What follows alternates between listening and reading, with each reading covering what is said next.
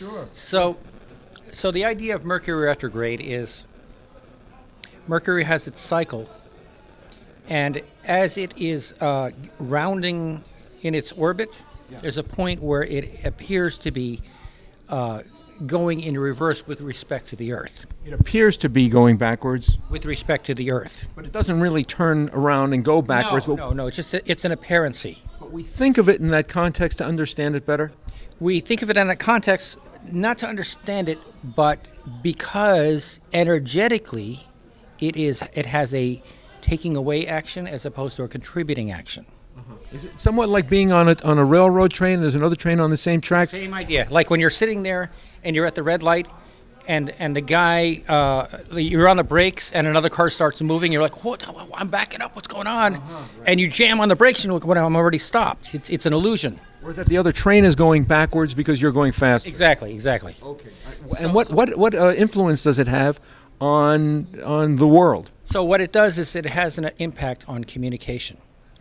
So what happens is you'll be sure that you told a person a certain thing, and because Mercury rules communication, you're like, wait a minute, why is there confusion about this?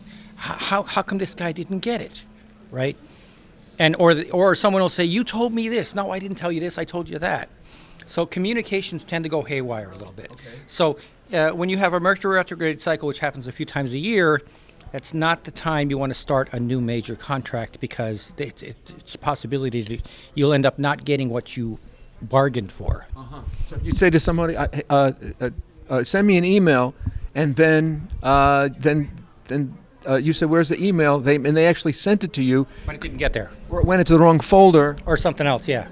That's a Mercury retrograde typical. And it happens typically during these, 3-week periods a year? Yeah, exactly. So, and then there are other planets, like for instance, right now we've got Venus coming out of retrograde, but it's a very unique retrograde.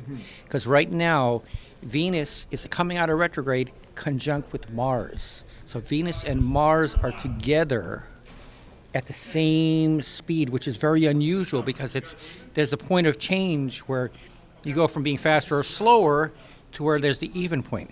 And Mars and Venus are together, which is the masculine and the feminine. Is that a conjunction? Yeah. But this is just transit right now. Right? Transiting Mars, transiting Venus. Yeah, and so the transiting Mars and Venus are in conjunction right now. So what ends up happening is Venus is about peace and love, and Mars is about action and war and conflict. And you have those two things together.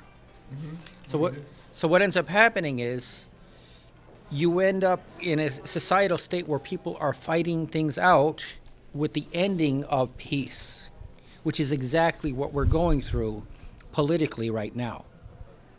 Would you elaborate? Okay. Just take, for example, the Canadian trucker thing. Tremendous conflict with these people wanting to have their rights. And when the conflict is over, at the end, the idea will be that they will get the peace and everybody will work out the bugs. And the thing is Venus is going to win, because Venus is going to eventually accelerate and take over and be in the lead. So peace will win. So people, the conflicts will result in a resolution that's amicable for all parties involved. Maybe not everybody, but I mean, generally the world would become, from the perspective of mundane astrology, which is the astrology that affects mankind as opposed to individuals. You want to be looking at transits. That's what we're going through. It's going to be a much better situation in the end. Back to Mercury. In addition to communications, how about other things that are affected by Mercury, such as computers? Computers? Yeah, computers, because that's hyper technology. Right? Should one buy a computer during Mercury? No. You definitely don't buy any computers, because Mercury is the lower harmonic of Uranus.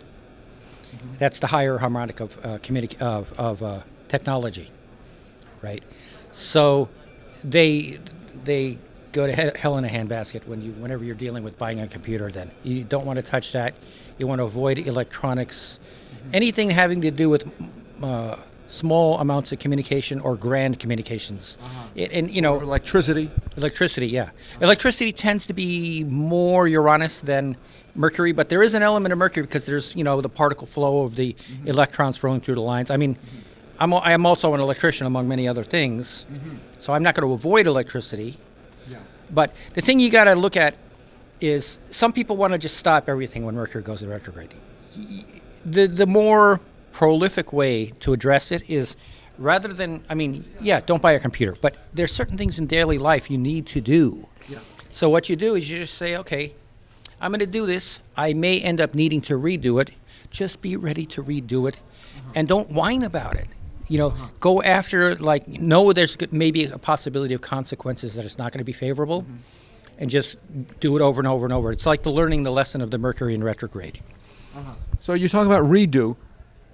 Let's explore the positive aspect of Mercury retrograde, because Okay, so a positive aspect of Mercury retrograde would be if you had a botched up communication with somebody that you knew in the past. When you're in retrograde energy, it's about reversing that, and it's a chance to like patch things up.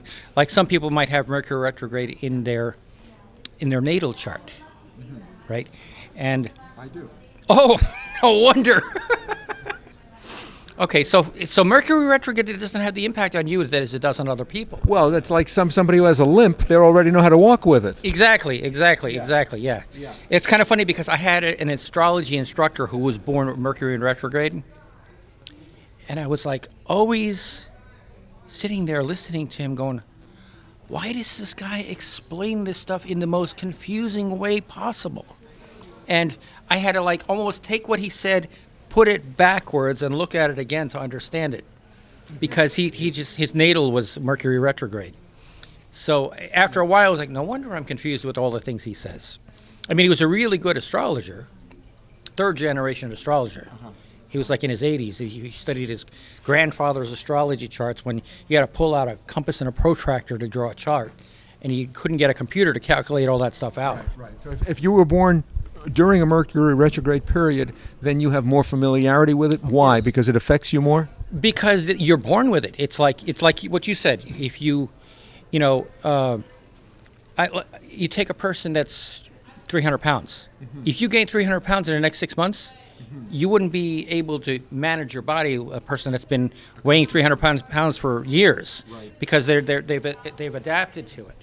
So you basically assimilate and adapt the ability, and it's just your native state, so you understand it. So what if you're an employer, or you have or you're a manager and you have a subordinate during Mercury retrograde periods, and something goes wrong? Is it necessarily the fault of the subordinate that something went wrong during that period? Okay, I don't use words like fault.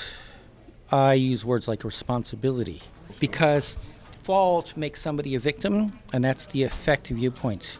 I like to make all parties have a cause perspective. So if somebody makes a mistake, I wouldn't, chew them up and spit them out, but I just say, hey, look, you're responsible for this. This went wrong.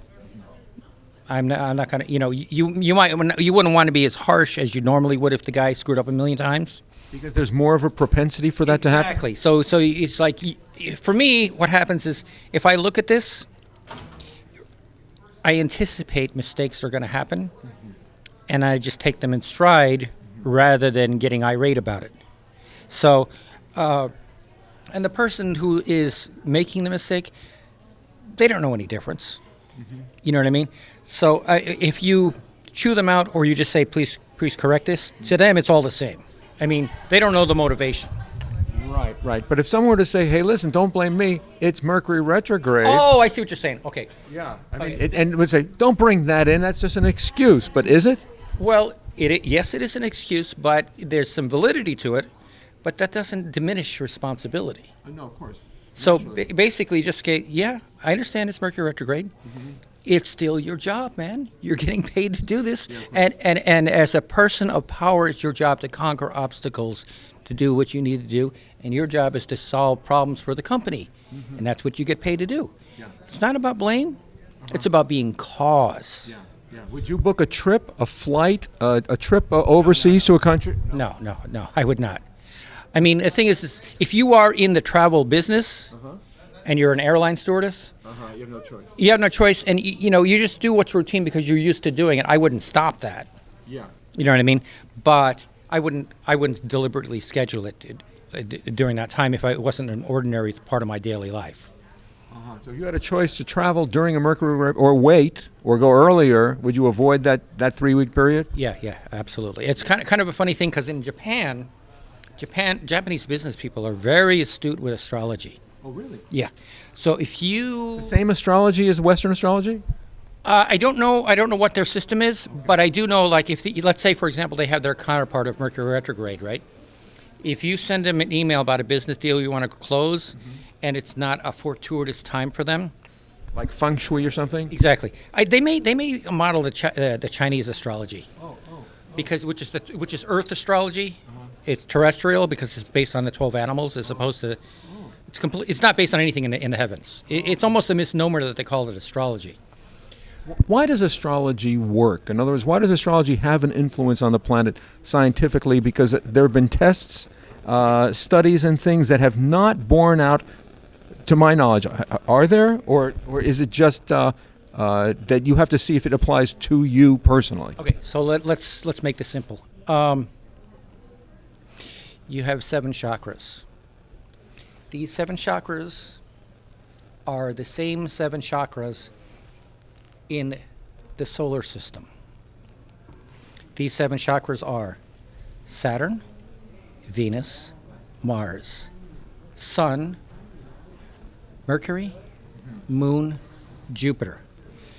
Now, this is not traditional, but this is the way I set it up, because I put the Sun here, because the Sun is in the middle of the solar system, and the bloodstream's connected to everything. Very good. Right? I put Jupiter here, which is not conventional, but Jupiter is the opposite of Saturn. Saturn is Satan. Satan is the devil. Jupiter is Zeus, highest, closest to the heaven, which is God. Okay. This is the Son of God. So you have, in a way, 2 gods. Okay. And this system follows the 7 stages of alchemy, which is calcination, dissolution, separation, conjunction, fermentation, distillation, and crystallization. So if you look at a person's astrology chart, you find the remedy of the chart, you can know which stage of alchemy is bogged, because the body does alchemy at all times, from the root to the crown. And when you remedy the detriment in the chart, everything starts to flow with more fluidity, and the stages, the cogs in the wheel grind and mesh and flow with fluidity. So anyway, Fascinating. yeah. Yeah. Do you feel it works in your life? Oh, I mean, it does work in my life. I mean, I had a car accident. I was hit from behind at 70 miles an hour, and I was crippled for 7 years and brain damaged. And I healed myself using alchemy and astrology. And Paracelsus, born in 1493, said, "Healing without astrology is a waste of time." He was Swiss-born. He's the source of this Swedish bitters. And he spent much time in Germany. It's a 500-year-old formula. It still works just as well today as it did 500 years ago. Sure. And he would go into town. He never lived anywhere more than 2 weeks, because he would go into the sanitariums.